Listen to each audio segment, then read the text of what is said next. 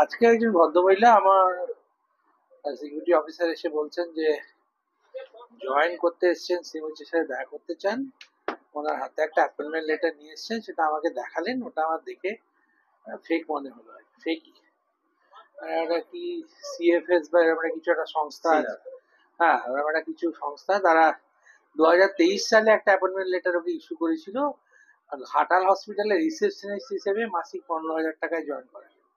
আর হাসপাতালে এরকম রিসেপশনিস্ট বলি কোনো পোস্ট নেই, এক নাম্বার। আর দু নাম্বার যেটা নিয়ে এসছে ওটা ওরকম ভাবে গভর্নমেন্টের অ্যাপয়েন্টমেন্ট হয় না, লোককে ভুল বুঝি কি করে। আমরা ওকে জিজ্ঞাসা করছিলাম, তো উনি কোনো সদুত্তর দিতে পারলেন না, কোথা থেকে পেয়েছেন কিনা। বলছেন যে অনলাইনে নাকি অ্যাপ্লিকেশন করছেন ইত্যাদি ইত্যাদি। আর আমরা ওটা রেখেছি, এটা পুরো ফেক ব্যাপার। হ্যাঁ, এরকম চক্র তো আগেও ধরা পড়েছিল। দুটো সংস্থাকে আমরা পুলিশের মাধ্যমে তাদেরকে করেছিলাম, বন্ধ করেছিলাম।